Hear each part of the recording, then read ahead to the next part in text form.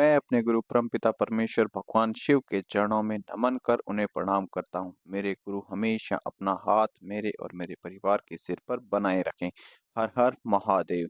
मैं आशा करता हूँ कि आप सभी ने इन गुप्त नवरात्रों में पूजा पाठ की होगी, साधना की होगी, माता रानी की सेवा की होगी। आज इसी सेवा के रिलेटेड मैं आपको बताना चाहूँगा, जो आपने सेवा साधना की है, वो आपकी पूर्ण हुई है या नहीं हुई है। अगर आपकी सेवा, साधना, पूजा पाठ जो आपने इन गुप्त नवरात्रों में माता रानी के लिए की है, वो पूर्ण हुई है या नहीं हुई है? इसके आपको क्या लक्षण दिखाई देते हैं? आपको क्या अनुभव होंगे? आप इन पॉइंटों के द्वारा स्वयं पता कर सकते हैं कि आपकी सेवा साधना पूर्ण हो चुकी है या नहीं हुई है। माता रानी का आशीर्वाद आपको प्राप्त हुआ है। आपको ऐसे 10 लक्षणों के बारे में हम आपको बताएँगे, ऐसे 10 संकेत हैं जिनसे आप समझ सकते हैं कि आप पर माता रानी का आशीर्वाद बना हुआ है, माता रानी का आशीर्वाद आपको प्राप्त हो चुका है। अगर आप में से किसी भाई को, किसी साधक को इस प्रकार के लक्षण मिलते हैं, तो आपको आगे माता रानी की किस प्रकार से सेवा करनी चाहिए, किस प्रकार से माता रानी की भक्ति करनी चाहिए, इसके बारे में जानने के लिए आप हमें कमेंट्स करके पूछ सकते हैं। जिससे आप आगे चल के अपने घर की, अपने परिवार की हर समस्या का समाधान कर सकते हैं। ये समस्या किसी भी प्रकार की हो सकती है। आप अपने बिज़नेस की समस्या से जूझ रहे हैं, आपको अपने बिज़नेस में लॉस हो रहा है, काम-धंधे में बरकत नहीं हो रही है, या फिर किसी कोर्ट केस की वजह से आप किसी समस्या में फँसे हुए हैं, लड़ाई-झगड़े में फँसे हुए हैं, या आपके घर में किसी भी प्रकार की कोई नेगेटिविटी शक्ति है, या किसी के द्वारा किया कराया है, आप इन सभी समस्याओं का समाधान माता रानी की सेवा से दूर कर सकते हैं और माता रानी से अर्जी लगा सकते हैं। आपको किस प्रकार से माता रानी की अर्जी लगानी है, जिससे माता रानी आपके कार्य को पूर्ण कर सकें।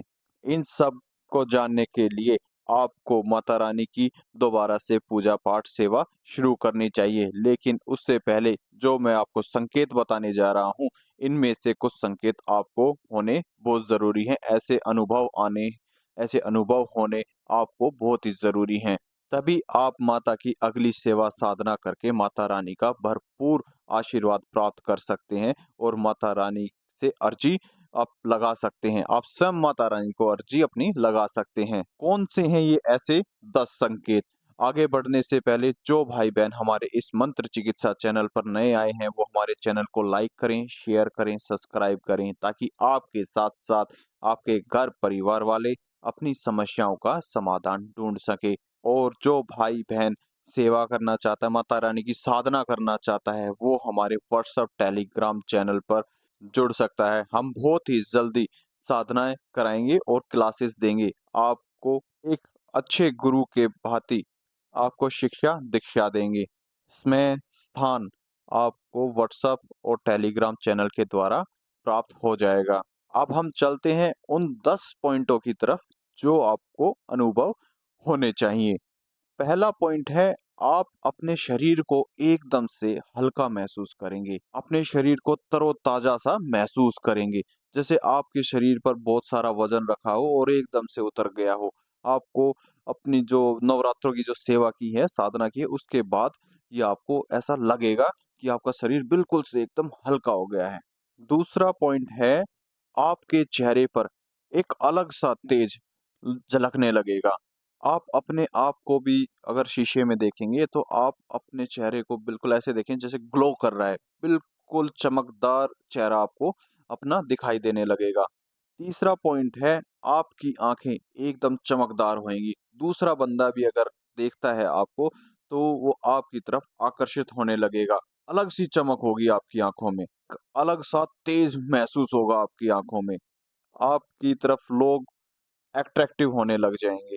चौथा पॉइंट है, आपको सपन के द्वारा अपने पितरों के दर्शन हो, तो आप समझ जाइए आप पर माता रानी की कृपा हो चुकी है।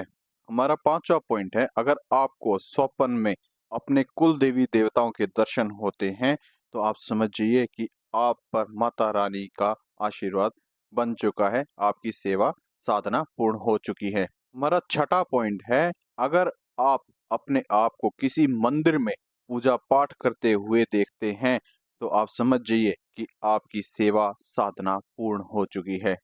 हमारा 7वां पॉइंट है, आप सपने में अपने इष्ट के दर्शन करते हैं या फिर किसी मंदिर के दर्शन करते हैं, तो आप समझ जाइए कि आपकी सेवा साधना पूर्ण हो चुकी है। हमारा 8वां पॉइंट है, अगर आप अपने आप को किसी आपदा से बचाते हुए बचते हुए देखते हैं।